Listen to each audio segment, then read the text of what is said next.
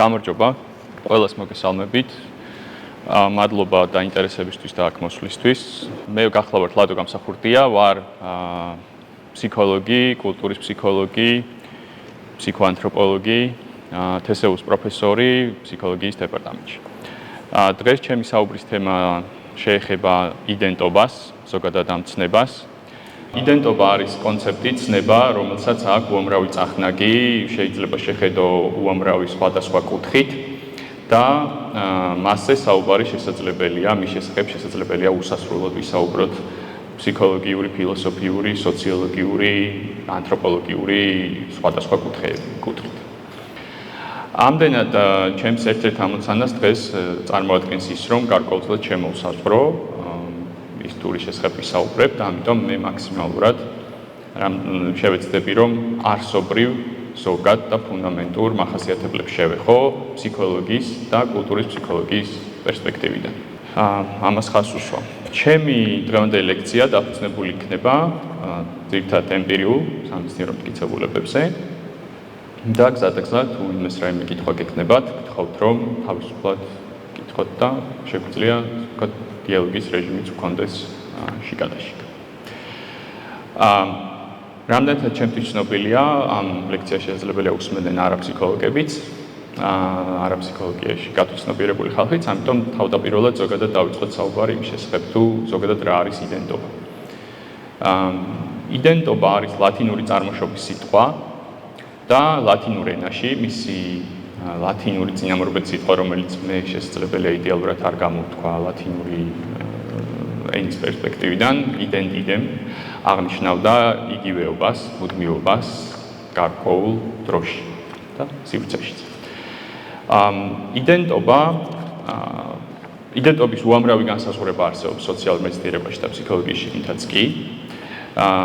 ჩემთვის დღეს ეს ვთქვათ მუშა განსაზღვრება, რომელსაც დავეყრდნობი, იქნება იდენტობის გაგება, როგორც პიროვნების მუდმივობის, სტაბილურობის მაორგანიზებელი ერთ-ერთი მენტალური ფენომენისა, რომელიც განსაზღვრავს ჩვენს რაობას, ჩვენს ვინაობას, თუ ვინ ვართ ჩვენ, რას წარმოვადგენთ ჩვენ და ეს კითხვები, რომელსაც ჩვენ ხშირად ვსვამთ, მეტნაკლებად ხშირად შეიძლება უსვამდეთ თავს სხვადასხვა ეტაპზე ჩვენი ცხოვრების, თუ ვინ ვარ მე, რისთვის ვცხოვრობ, რატომ ვცხოვრობ, რა არის სწორი, რა არ არის სწორი ამ ცხოვრებაში, ყველაფერი ეს კავშირშია იდენტობასთან. განსაზღვრავს, აპროვოცირებს იდენტობის ძიებას, ჩვენი საკუთარი იდენტობის ძიებას და მეორეს მხრივ, ჩვენი იდენტობა, ის თუ მას ჩვენ ჩამოვაყალიბებთ მეტნაკლებად მკაფიო ფორმით, გვეხმარება ხოლმე, რომ პასუხი გავცეთ ასეთ კითხვებს.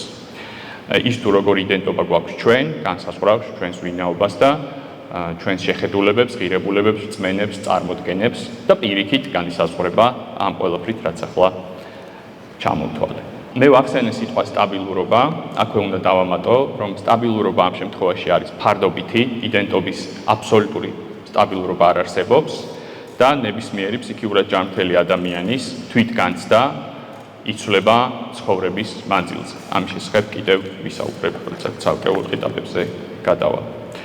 ესე იგი, რომ შევაჯამოთ, ერიქსონის მიხედვით, იდენტობა არის გარკვეული მაორგანიზებელი პრინციპი, სტრუქტურა მენტალური, რომელიც ჩვენი self-ის, ჩვენი მეობის, ჩვენი მეს, მთლიანობის განსაზღვრას და ფუნქციონირებას უწყობს ხელს. იდენტობასთან არის დაკავშირებული ჩვენ ცხოვრების მანძილზე მიღებული ყველა მნიშვნელოვანი გამოცდილება, რაც ჩვენს მესთან არის კავშირში და ასევე ყველა მეხსიერება, რაც მესთან არის კავშირში, ის ვლინდება ასევე ჩვენს ემოციებში, ჩვენს ქცევებში, ჩვენს შეხედულებებში, ჩვენს ქცევის სტრატეგიებში, კიდევ ერთხელ ვიტყვი და ღირებულებებსა და ნორმებში, რაც თავარია. ჯანსაღი და მეტნაკლებად სრულფასოვანი იდენტობის ჩამოყალიბება ძალიან მნიშვნელოვანია ფსიქიკური ჯანმრთელობისთვის და ზოგადად მენტალური კეთილდღეობისთვის ნებისმიერი ადამიანისთვის. თუ ადამიანი მოახერხებს, შესავლის ფორმით რო ვთქვათ, თუ ადამიანი მოახერხებს, რომ ჩამოიყალიბოს დასრული ადამიანზეა საუბარი, დასრულ ადამიანზეა საუბარი, თუ მოახერხებს, რომ ჩამოიყალიბოს და განსაზღვროს მეტნაკლებად მკაფიო იდენტობა, მაშინ მას გააჩნია გაცილებით უფრო მაღალი ცნობიერების ხარისხი საკუთარი მენტალური, მისი პირადი ფსიქიკის შესახებ. ეს კავშირშია უფრო მაღალი დონის თვითშეფასებასთან, ასევე ემპათიის უნართან, ინტერსუბიექტურობის უფრო მაღალ დონესთან, ასევე აქვე დავამატებ, რომ იდენტობის განვითარება მჭიდროდ არის კავშირში სოციოკულტურულ პროცესებთან, ანუ ჩვენი იდენტობა არ არის მხოლოდ ინდივიდუალური, იდენტობის უამრავი ფორმა არსებობს, სოციალური იდენტობების უდიდესი სიმრავლეა, ჩვენ გვაქვს სხვადასხვა როლები საზოგადოებაში, ჩვენ ვიზრდებით ამა თუ იმ კულტურაში, ან მეტიც მრავალ კულტურულ საზოგადოებებში, სადაც წარმოდგენილია უამრავ სხვადასხვა საზოგადოებაში გავრცელებული წმენები და შეხედულებები და ჩვენი პიროვნული იდენტობა აუცილებლად უნდა ჩავსვათ ამ კონტექსტში და მეტნაკლებად სრულფასოვანი თვითიდენტიფიკაცია აუცილებლად გულისხმობს ზოგადი, შესაძლებელია ამას ფსიქოლოგიაში მასტერ ნარატივი ეწოდოს, ან ზოგადი სემიოსფეროს საზღვრების სემიოტიკური კულტურის ფსიქოლოგიის პერსპექტივიდან, აი ამ ზოგად კულტურულ, სოციალურ სივრცეში და ამ ჩარჩოში უნდა იყოს ჩასმული ამ კონტექსტში ჩვენი პიროვნული იდენტობა და მასთან უნდა იყოს მეტნაკლებად თანხმობაში. თუმცა მეტნაკლებ თანხმობას, იმიტომ ამბობ, რომ აბსოლუტური იგივეობა სხვა ადამიანებთან და საზოგადოებასთან არ არსებობს არსად ფაქტიურად არასოდეს არც ერთ ეპოქაში და არც ერთ ისტორიულ კონტექსტში. და ზოგადად მეტნაკლებად კაფიო თვითიდენტიფიკაცია ხელს უწყობს ასევე მოქნილობას, ადეკვატური დონის ლაბილობას და ესე ვთქვათ ადაპტურობას ადამიანს მის ცხოვრებაში. არსებობს ეგრეთ წოდებული ეგოიდენტობის ცნობა, რომელიც შემოტანილია ერიქსონის მიერ და ეგოიდენტობა თუ ჩამოყალიბდა ადეკვატური ფორმით, ის მაშინ ადამიანს მიეხმარება, რომ მისი სხვადასხვა იდენტობები ერთ მთლიანობაში, სხვადასხვა პროფესიული, სქესობრივი, გენდერული, კულტურული, რელიგიური, სხვადასხვა გემოვნებასთან დაკავშირებული, გემოვნების სხვადასხვა სფეროსთან დაკავშირებული ჩაცმის სტილი, რა ფილმი მოგწონს, უამრავი საკითხი შესაძლებელია იყოს იდენტობასთან კავშირში და განსაზღვრავდეს ჩვენს იდენტობას, ამ ყველაფერს თუ ჩამოუყალიბდა ადამიანს ჯანსაღი მეტნაკლებად კაფიო იდენტობა არის ორგანიზებული შინაგანად ერთმანეთთან თანხმობაში და გარკვეულ მთლიანობას ქმნის. იმ შემთხვევაში, თუ იდენტობის ჩამოყალიბება ზრდასრული ადამიანის შემთხვევაში არ მოხდა, საფრთხე ექმნება თვითშეფასებას, საფრთხე ექმნება მენტალურ კეთილდღეობას, ფსიქიკური ჯანმრთელობა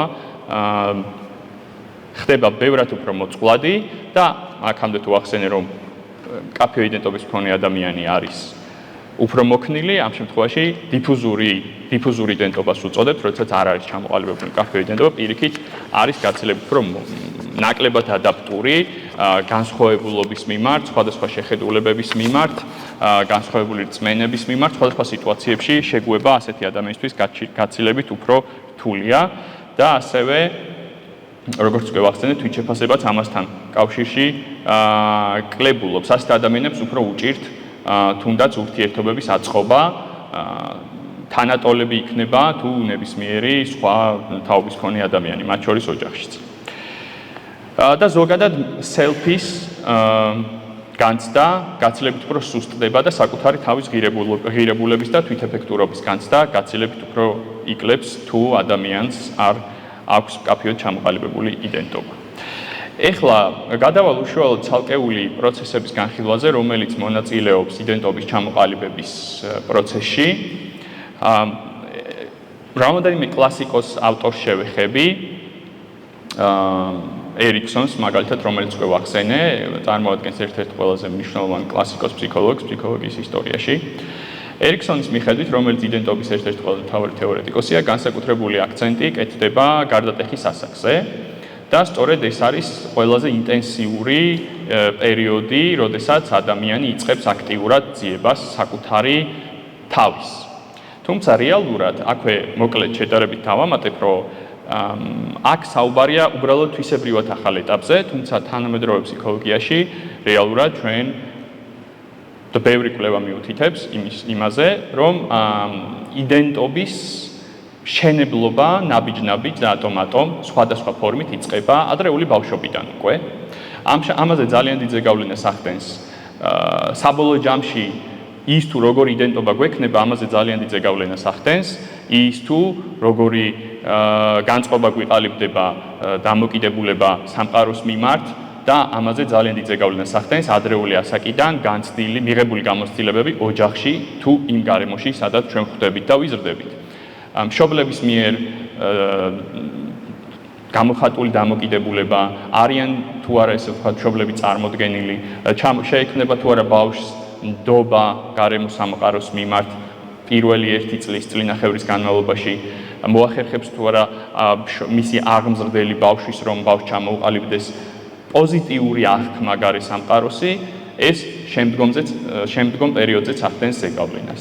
ასევე ენის სწავლა, ენის ადგმა იწყება თუ არა ადრეულ პირველივე წლებში, ასევე როდესაც ადამიანი ასე ვთქვათ შვილობის ოდნავ შემდგომი პერიოდიდან იწყებს უკვე გამოდიფერენცირებას საკუთარი თავის გარე სამყაროდან, ეს უკვე წარმოადგენს მექანიკურ, მაგრამ მაინც საწყის პროცესებს, რომლის დროსაც იწყება ჩვენი საკუთარი თავის აღქმის ჩამოყალიბება. თუმცა უნდა აღინიშნოს, რომ ეს ეტაპი არის მეტწილად მექანიკური, აი მაგალითად 2-3 წლის ბავშვი შესაძლებელია გვეუბნებოდეს, რომ ამა თუ იმ ეროვნებას წარმოადგენს. რომ ვკითხოთ, შესაძლებელია 3 წლის ბიჭმა გითხრას, რომ ქართველია. სადაური ხარო, შეიძლება კიბოსკოს რომ ქართველია. შესაძლებელია კითხვა გავრცელებული იყო ლექსი, მე პატარა ქართველი ვარ კავკასიის მთების შვილი. შესაძლებელია ეს ლექსიც კი გითხრას ძალიან მცირეწლოვანმა ბავშვმა.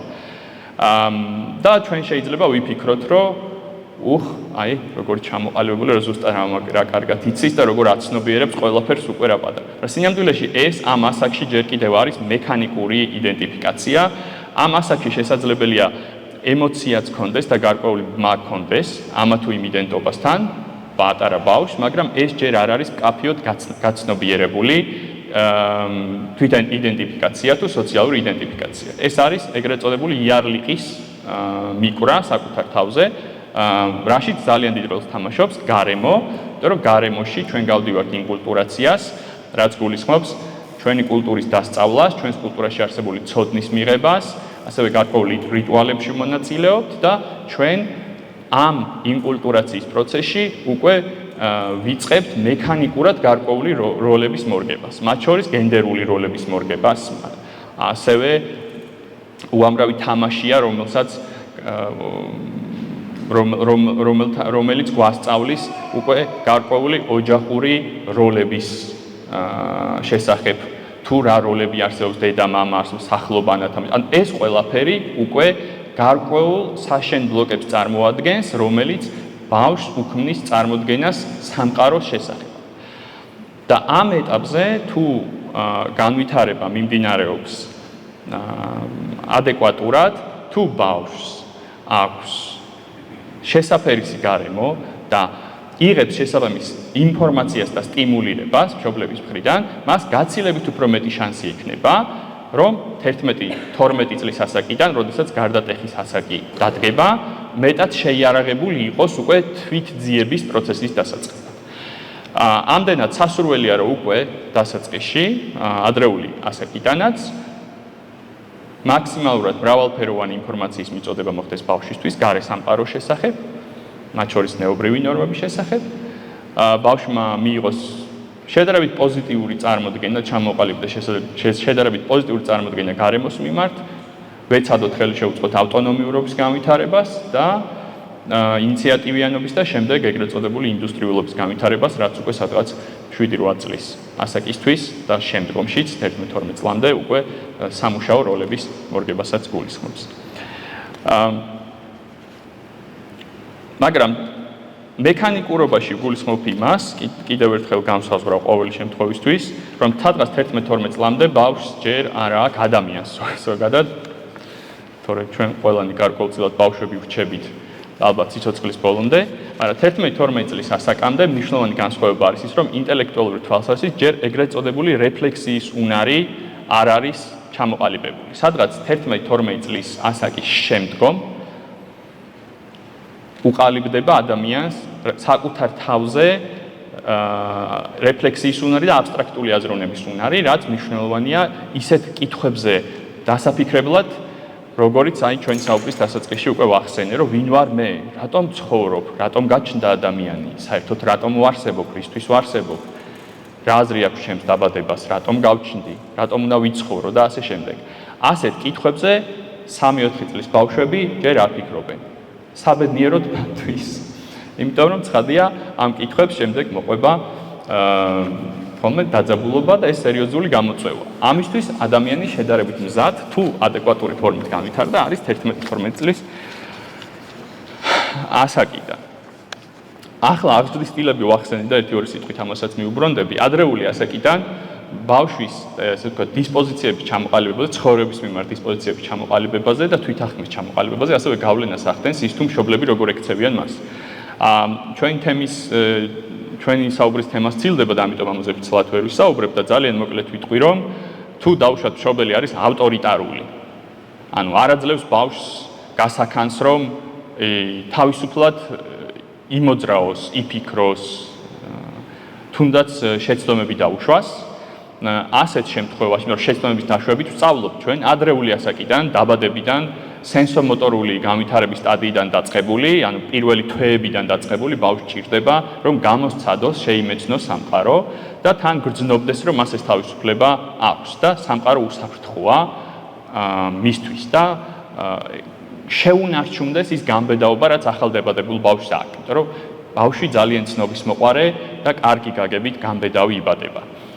და მნიშვნელოვანია, რომ ბავშვს ხელი შეუწყოთ, რომ ეს ინტერესი, ცნობის მოყვარეობა და აგენტობა, ეს აქტიური ინიციატივიანობა შეუნარჩუნოთ და ამ შემთხვევაში ის გაცილებით უფრო მდგრადი იქნება შემდგომ ეტაპზე არსებული მენტალური თუ რეალური ცხოვრებისეული გამოწვევების მიმართ. ანუ ავტორიტარულობა არის უკიდურესად ნაკლებად სასურველი.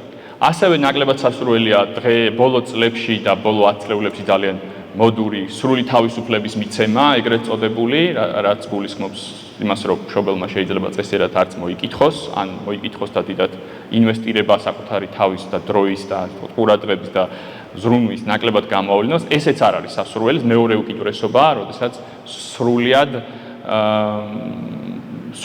სრულიად თუ არა მაქსიმალურად მცირდება უკავშირი და ამ შემთხვევაში არც ეს არ არის სასურველი, იმიტომ რომ ამ შემთხვევაში ბავშვს შესაძლებელია გაუჩნდეს უკვე სხვა ტიპის შფოთვები, რომ ის შესაძლებელია სულაც არ არის სასურველი, მასზე არ ზრუნავენ და ის არ არის მნიშვნელოვანი და ასევე თვითკონტროლის, ეგოცენტრიზმის და კიდევ სხვა უამრავი სახის სირთულე პრობლემა შეიქმნას. იდეალურ შემთხვევაში სასურველია, რომ მშობელი ერთდროულად როგორმე თავისუფლებასაც აძლევდეს და თან მეტნაკლებად ჩართულიც იყოს, ამ ბავშვი უნდა გრძნობდეს, რომ ასე ზრუნავენ, ის მნიშვნელოვანია, მისი უკავშირი აინტერესებს და მასაც აძლევენ ადეკვატურ დიალოგური ფორმით მიწოდებულ, ასე ვთქვათ, სითბოს და ინფორმაციასაც და ზოგადად რომ ვთქვათ, ჯანსაღად დგება დიალოგი, საუბარი და არა უგულებელყოფა ან პირიქით დათრგუნვა და ზეწოლა ავტორიტარული ფორმით. ხო, დიახ.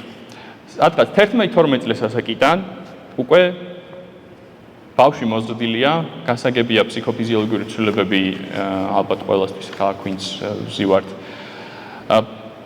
როგორ მიმდინარეობს, ვითარდება მეორადი, ასე ვთქვათ, სქესობრივი მომწიფება მიმდინარეობს და ბავშვი უკვე თანდათან იწყებს დამოუკიდებელი, პიროვნული იდენტიფიკაციის მცდელობებს, საკუთარი ადგილის ძიებას და საკუთარი ინდივიდუალობის ფორმების კონსტრუირებას. აი, სწორედ ამიტომერიkssonis, ესე ვთქვათ, რაც ვახსენეთ, erikssoни ფიქრობდა, რომ გარტეხის ასაკი არის ის პერიოდი, როდესაც იდენტობის ძიება უმთავრეს გამოწვევას წარმოადგენს. რეალურად ეს მართლაც ასეა, ამ ასაკიდან ეს პრობლემა დგება. და იდეალურ შემთხვევაში სადღაც 17-18 წლის ასაკში, გარდატეხის ასაკის ბოლოსკენ, ზოგიერთი კლასიფიკაციით 20-21 წლის ასაკისკენ უნდა ადამიანმა დაასრულოს იდენტობის ძიება. თუმცა აქვე კიდევ წამომცდა დაგასპოილერებთ მეთქი, მაგრამ არ წამომცდა, აქვე ვიტყვი, რომ ცხადია 17-18 წლის ასაკში რომ დასრულდეს, ძალიან იშვიათია და ჩვენ ამ ძიებას გარდატეხის ასაკიდან დაწყებული კარგ ხნის მანძილზე ვაგრძელებთ და არც თუ მცირე ოდენობის ადამიანი სიცოცხლის ბოლომდე ეძებს საკუთარ თავს. და ძალიან მნიშვნელოვანია, რომ ეს გავაცნობიეროთ, რომ ეს ძიება ნორმალურია, ეჭვების ქონა ნორმალურია, შინაგანი დაძაბულობა, გახლეჩილობა, ეს ყველაფერი ნორმალურია. არსებობს ეცნება მორატორიუმი, რომელიც გულისხმობს იმას, რომ ერიქსონის და ასევე მარშას მიხედვით გარდატეხის ასაკიდან ჩვენ ვიწყებთ აქტიურ ძიებას, თუ მზად ვართ იდენტობის ძიებისკენ. ეს არის ერთ-ერთი მდგომარეობა, იდენტობის ერთ-ერთი ფორმა, რომელიც შეიძლება მარშას მიხედვით კონდეს გარდატეხის ასაკში მყოფ ადამიანს და არა მარტო ამ ასაკში მყოფ ადამიანს და მორატორიუმის დროს ჯერ ადამიანს არ აქვს კაფიოდ ჩამოყალიბებული რომელიმე იდენტობის ფორმა, ანუ ზოგადი სტრუქტურა იდენტობის ჩამოყალიბებული არ არის, ის არ არის ჯერ ლოიალური ერთგული რომელიმე ფორმის მიმართ, მას არ აქვს გონებაში, ფსიქიკაში ჩამოყალიბებული მკაფიო დომინანტი იდენტობის ფორმა და თვითგანცდის ფორმა, თუმცა ეძებს ამას. ანუ ამ ეტაპზე ადამიანი არის აქტიური ძიების პროცესში, სინჯავს სხვადასხვა ფორმით, თუ ვინ შეიძლება იყოს ეს.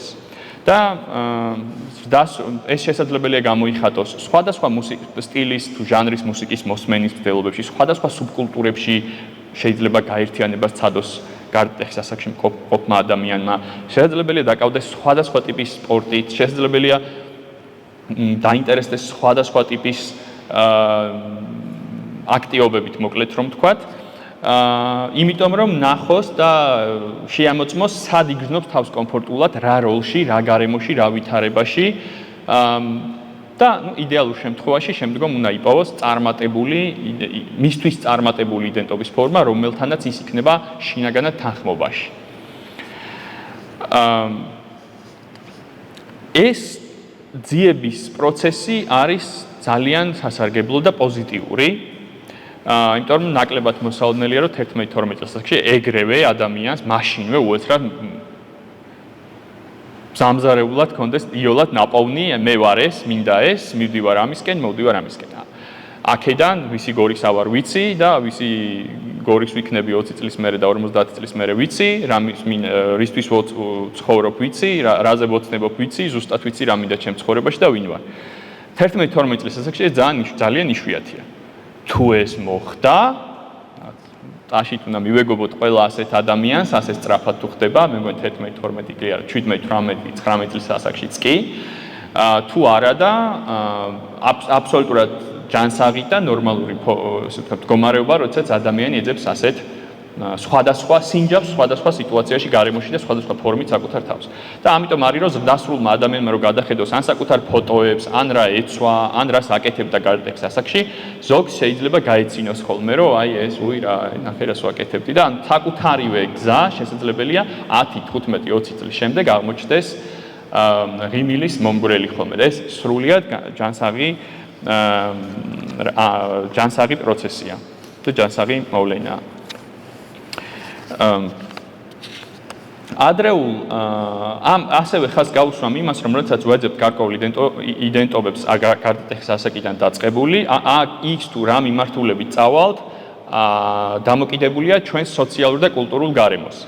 იმიტომ რომ გარდატეხის ასაკში მყოფი ადამიანი, რომელიც ცხოვრობს ჩინეთში, ან ინდოეთში, სადმე სასოფლო დასახლებაში და დაუშვათ ნიუ-იორკში, ეს სრულიად განსხვავებულ ვითარებაში იმყოფებიან. იმიტომ რომ კულტურა გვიბიძგებს გარკვეული აქტივობებისკენ.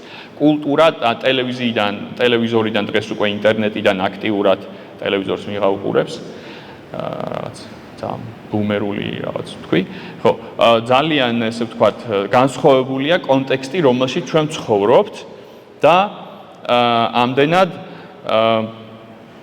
სხვადასხვა ტიპის ტრიგერები და ესე ვთქვათ, გარკვეული სტიმულები და გარკვეული ბიძგები გვხდება. სხვადასხვა რამისკენ გვიბიძგებს ჩვენი გარემო, რომელშიც ვცხოვრობთ. სხვადასხვა ტიპის პრობლემები აქვთ, სხვადასხვა კუთხეში მსოფლიოსი ადამიანებს და სხვადასხვა ასე ვთქვათ, წამახალისებლები და სხვადასხვა სახის აქტივობები არის წახალისებული.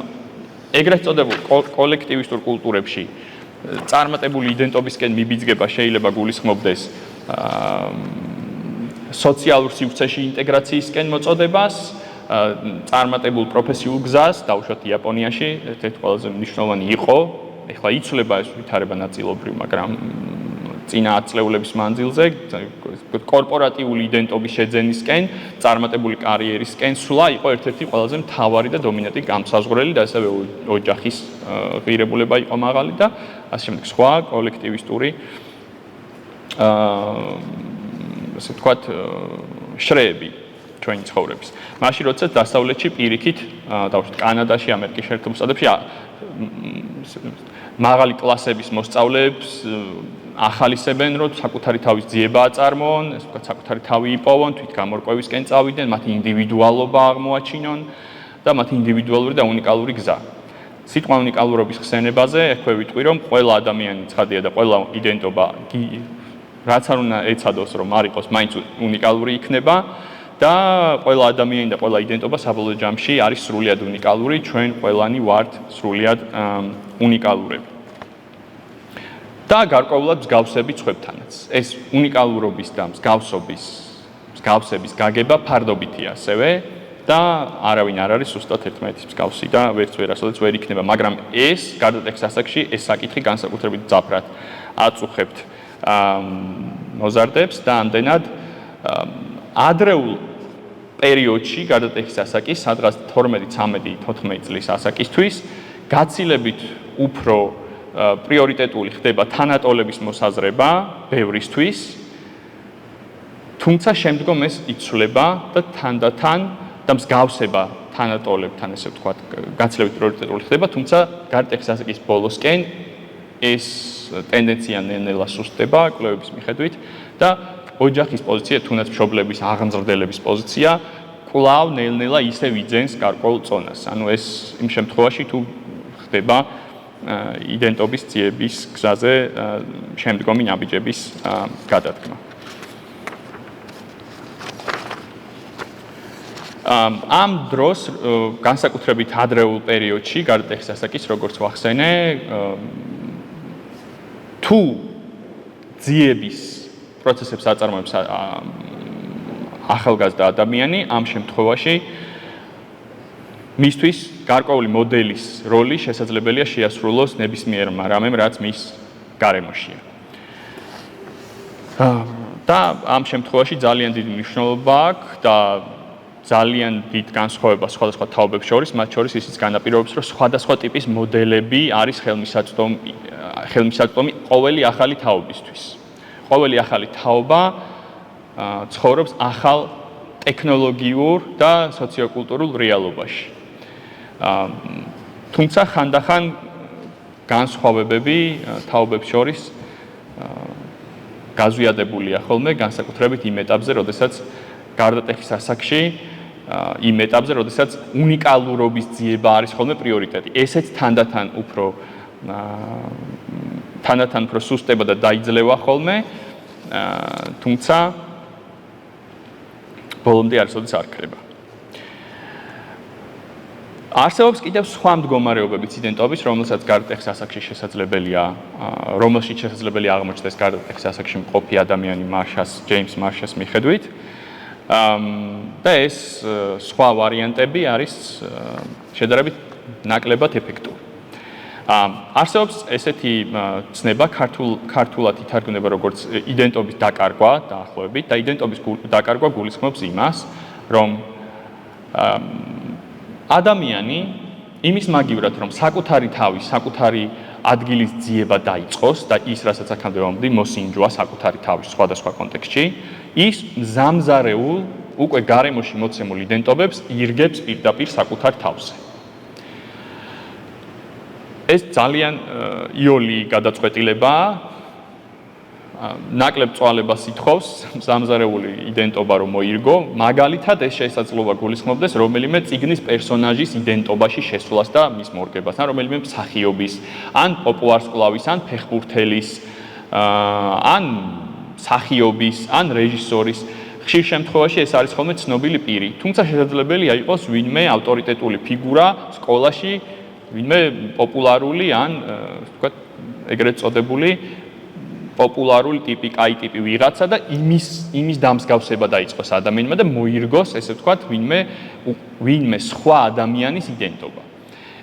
ეს არ არის ყველაზე სასურველი სცენარი, იმიტომ რომ ამ შემთხვევაში ადამიანი რეალურად სხვისი იდენტობით ცხოვრობს და საკუთარი თავის ფორმირება და მისი საკუთარი ინდივიდუალობის ფორმირება არის შეფერხებული. ასეთი ადამიანები, როგორც წესი, არიან ნაკლებად მოქნილები, უფრო მიდრეკილი არიან ავტორიტარული აზროვნებისკენ, ასეთ ადამიანებთან სხვადასხვა შეხედულებებზე, ფილოსოფიურ საკითხებზე, ან თუნდაც გემოვნებაზე დავა, საკმაოდ გემოვნებაზე დავა ყველასთან რთულია, მაგრამ ასეთ ადამიანებთან განსაკუთრებით, იმიტომ რომ მათი იდენტობა, რომელიც მორგებული აქვს, შესაძლებელია იყოს რაიმე მოდური ტრენდი, ეს ხდება მათთვის დომინანტი, ფაქტიურად ბრმად ირგებენ და ეს ითვლება, ამას თვლიან ისინი, ასე ვთქვათ, ჭყალებში ჭეშმარიტებად. და ისინი ხდებიან საკმაოდ რიგიდულები. ასეთი განვითარება ნაკლებად სასურველია და ამ შემთხვევაში ასე ვთქვათ, უნდა ვეცადოთ, რომ ადამიანს ხელი შეუწყოთ, რომ გამოვიდეს ეგრეთ წოდებული ამ ყალბი კომფორტის ზონიდან, რომელშიც ეს სხვისი მორგებული იდენტობა მათ ამყოფებს, იმიტომ რომ ასეთ შემთხვევაში მათი პიროვნული განვითარება უბრალოდ ვერ მოხდება სხვა შემთხვევაში. ეს არის ერთგვარი გაქცევა, მე ვიტყოდი, რომ ის თავისუფლებისგან გაქცევის გარკვეული ფორმაა ესეც, როდესაც ადამიანი ვერ ახერხებს პასუხისმგებლობა აიღოს საკუთარი თავის იდენტობის ძიებას და ამაზე მათ შორის გავლენა შესაძლებელია მოახდინოს ოდესღაც ავტორიტარული აღზრდელების ყოფნა. ან მაგიტომ მანამდე რომ ახსენებდი აღზრდის სტილი გავლენას ახდენსო, ახდენს თქო მზაობაზე იდენტობის ძიების აი სწორედ ის შემთხვევა, რომ ასეთი საფრთხე იქნება სწორედ შედარებით უფრო მტრული აღზრდელობითი სტილის ქვეშ მყოფი ბავშვების ცხოვრებაში.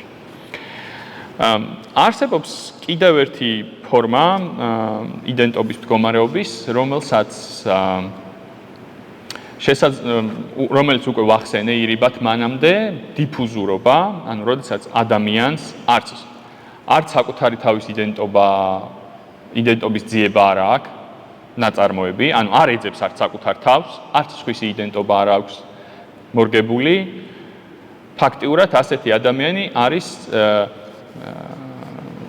გარკვეულ, ასე ვთქვათ, ბუნდოვანებაში, ასეთი ადამიანი არის უფრო პასიური, ასეთ ადამიანს ასევე იოლად შეიძლება დაუვარდეს თვითშეფასება, ანუ ასეთი ადამიანი ნაკლებად მდგრადია გამოწვევების მიმართ, ასეთ ადამიანებს ძალიან უჭირთ აქტივობა და აგენტობა, ისინი არიან უფრო პასიურები და გარკვეულწილად მექანიკურად მიყვებიან ცხოვრების დინებას, ასრულებენ გარკვეულ ფუნქციებს, ეს თქო თვითმომსახურება ბაზისურ დონეზე უზრუნველყოფილია, თუმცა ისინი არ ქმნიან არც საკუთარ თავს და არც გარემოს კონსტრუირებაში არიან მაინც და მაინც აქტიურად ჩართული. და არც ეს არ არის ნამდვილად სასურველი სცენარი. და მეოთხე ვარიანტი არის, როდესაც, რა თქმა უნდა, ადამიანი დაიწყებს კვლევის ძიებას, რაც მანამდე აღწერდი, იპოვის საკუთარ იდენტობას რაღაც მომენტში, საკუთარ თავთან, გარემოსთან არის სრულიად არა, მაგრამ მეტნაკლებად თანხმობაში, იცის ვინ არის ის, რისთვის ცხოვრობს, რატომ ცხოვრობს, რა აინტერესებს, რა არ აინტერესებს და საკუთარი თავი არსებულ კონტექსტში, რომელშიც ცხოვრობს და ფუნქციონირებს, ნაპოვნი აქვს. ეს არავითარ შემთხვევაში არ გულისხმობს თვითკმაყოფილებას ან გარემოთი კმაყოფილებას. არა, ეს უბრალოდ გულისხმობს, რომ მეტნაკლებად ადამიანი ახერხებს განსაზღვროს საკუთარი ვინაობა, საკუთარი ინტერესები და ასევე ეს საკუთარი თავი მოიაზროს უფრო ფართო მისი პიროვნების მიღმა არსებული უფრო ფართო მიზნის კონტექსტში. ეს შეიძლება იყოს რამე ფილოსოფიური შეხედულებათა სისტემა, შეიძლება იყოს რელიგია, შეიძლება იყოს პოლიტიკური იდეოლოგია, შეიძლება იყოს რაიმე ღირებულება, მაგალითად ოჯახი, ან მეგობრობა, ან რაიმე სხვა ფორმის ურთიერთობა, ან შეიძლება უბრალოდ იყოს რაიმე სპირიტუალური ძიება, პრინციპში რელიგია უკვე ვახსენე რამდენიმე წუთის წინ. და ამ შემთხვევაში თუ ადამიანი იმ შემთხვევაში თუ ადამიანი აღწევს აი ამ მიზანს და იდენტობის მეტნაკლებად კაფიო ფორმით ჩამოყალიბებას, ის არის მოქნილიც, მტკიცეც, ემპათიურიც და უფრო გახსნილიც და მდგრადიც ცვლილებების, გარდაქმნების და ცხოვრებაში არსებული გამოწვევების მიმართ. იმიტომ რომ გამოწვევები არ მთავრდება არც 17-18 წლის, არც 20 წლის ასაკში, არც 30, არც 40 და ალბათ არც სანამ ადამიანი ცოცხალია, სხვადასხვა სახის გამოწვევები ჩვენ სულ გვაქვს.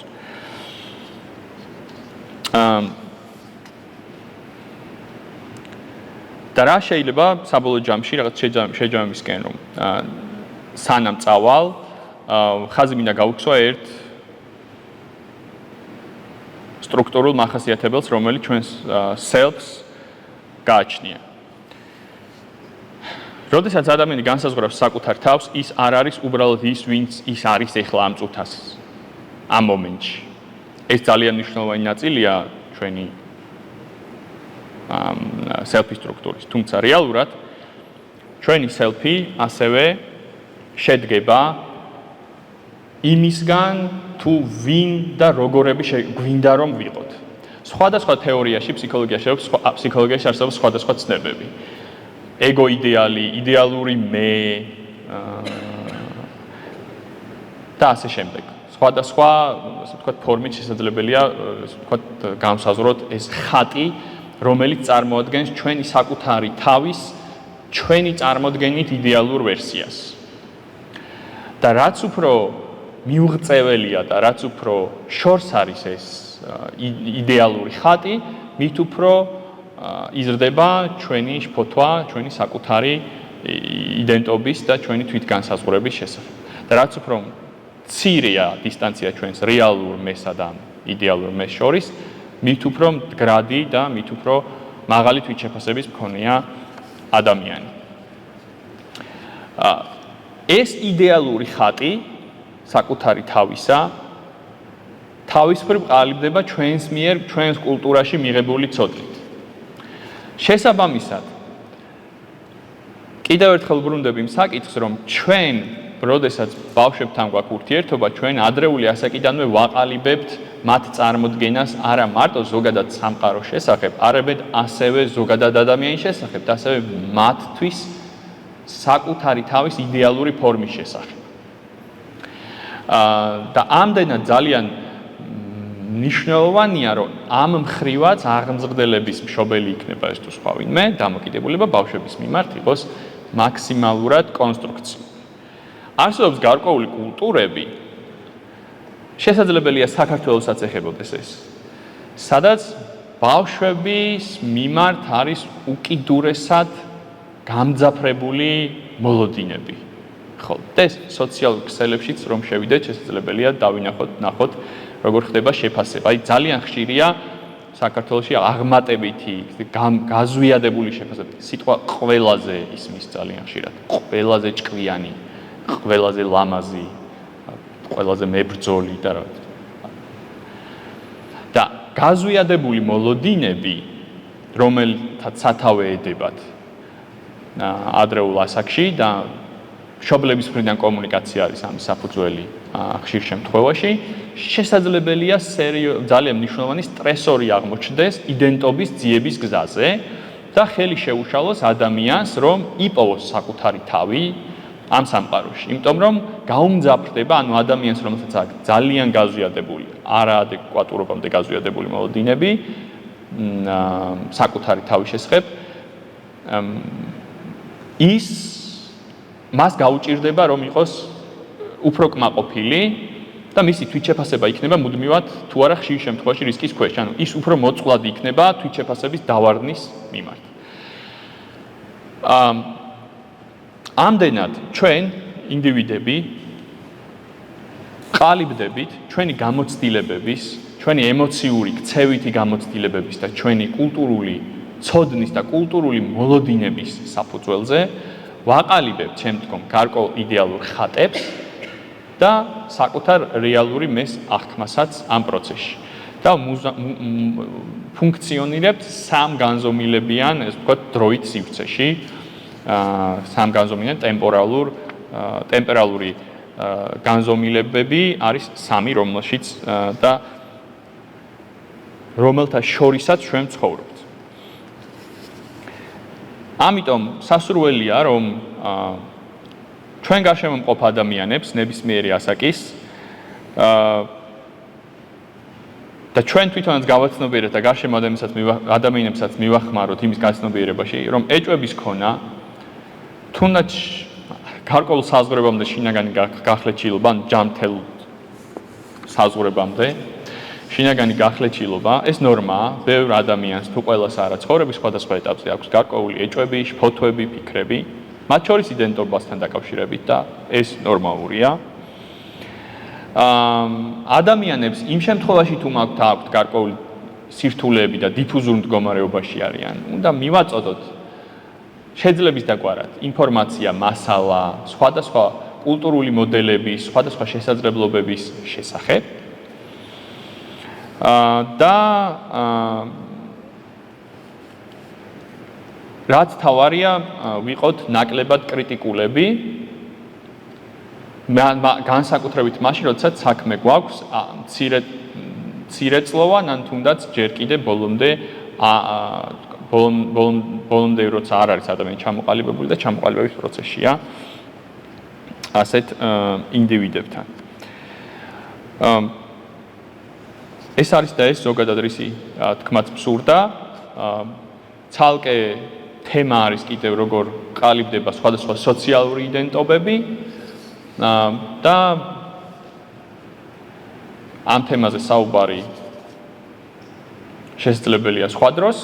ეხლა ორი სიტყვით უფრო დეტალურად და ეხლა უბრალოდ ზოგადად ვიტყვი, რომ ის მექანიკური თვითიდენტიფიკაცია, სქესობრივი, გენდერული, ეთნიკური, ნაციონალური უფრო ინტენსიურად შესაძლებელია გაგრძელდეს გარდატეხის ასაკიდან, როდესაც ადამიანი უკვე იწყებს დამოუკიდებელ აქტივობას ის რის შესახებაც აქამდე საუბრობდით.